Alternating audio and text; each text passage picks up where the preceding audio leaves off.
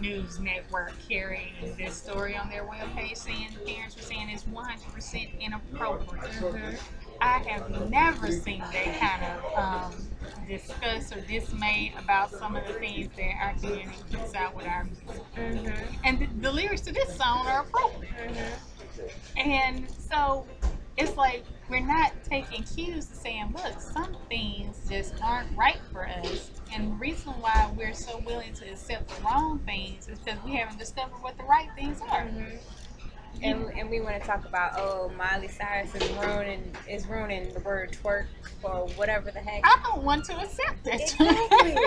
Exactly. Like, come on now. Yeah, we just, you know, we definitely misappropriate things that shouldn't be associated with us. Like, how is that being black? How is I'm sorry, that's not a part of my black. To be a part of no twerk team. No, and that father, like, I saw the video of the father that got arrested for, you know, beating his children. Granted, you know, it was drastic, but like, why didn't anyone speak about, like, okay, you know what, he had the right to, because no child of mine is going to be a part of no twerk team working on a video for people, like, yeah. You know, if you don't accept who you're meant to be, then you're going to get whatever the world gives you. And it's going to be attached to you, and you're going to have to fight that image off. Yeah.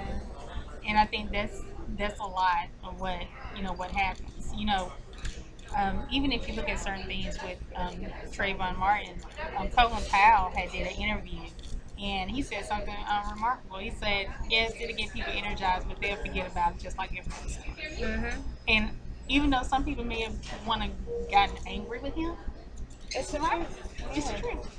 It's the truth. And so, you know, that,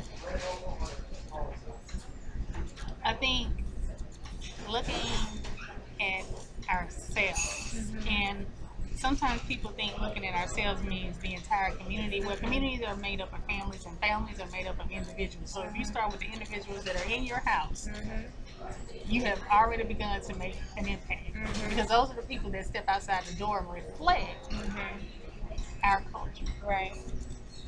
That's true.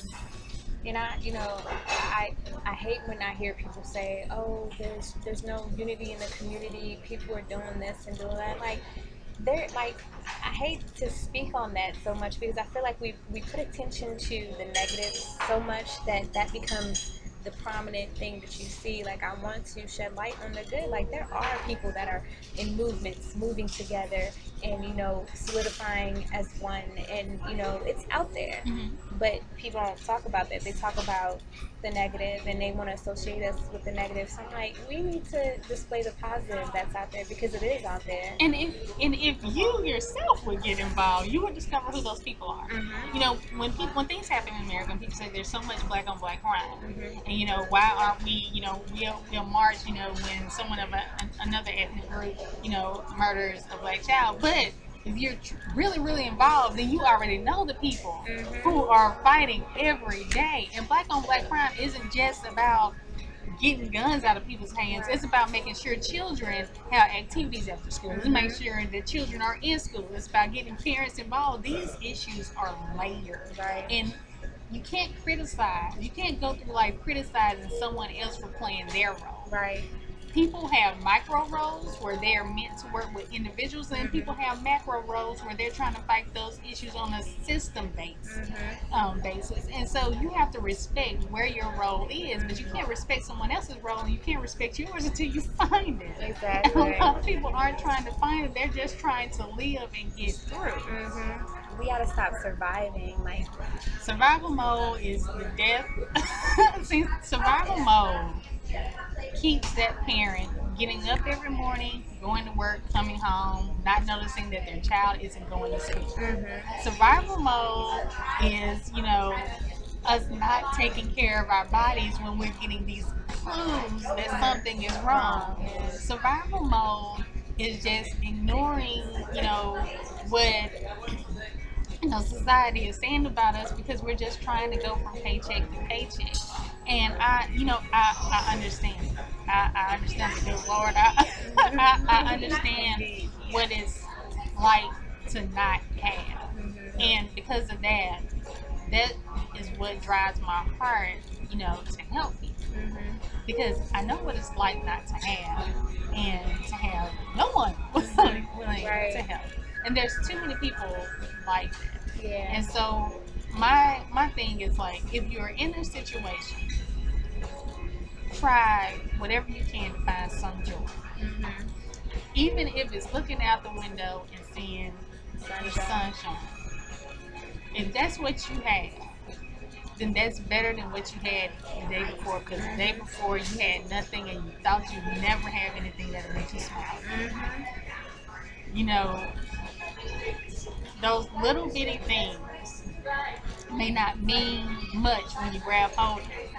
But before you realize it, if you grab on to enough of them, you've climbed a mountain. But if you're not willing to grab hold of those small victories, just pulling yourself up, that is the hardest part right there. The initial weight where you're pulling everything that you've ever gone up to lift your feet off the ground. That's the hardest thing, because that's where you accomplish the most, because you've accomplished the fears that you had. You've accomplished the fear of failure because you thought you were going to fall. You've accomplished, the strength that it's taken to even take that first step, and you're ignoring the people behind you who said that you can't do it. But the moment you put your hand there and you lift and you realize, yes, it's some strain, but you know what? Even if it's an inch further than I had a few minutes ago, because I was sitting on the ground. Yeah. And you take your time and you go up and you get the help that you need as you go, and then you realize you've climbed the very same mountain that everybody told you that would stay in your way forever. But people don't accept, because they're not moving fast enough, or they're not taking these huge leaps, or the victories aren't coming the way that they want them to manifest. They don't receive them as being blessings. They just take it as, well, this is just an effect of me doing. No, that is a blessing, because you step out. You step out. And because you step out, you were strengthened to move forward. And you were strengthened to move upward. But if you allow yourself to believe that this mountain is too great for you, it will always be too great for you.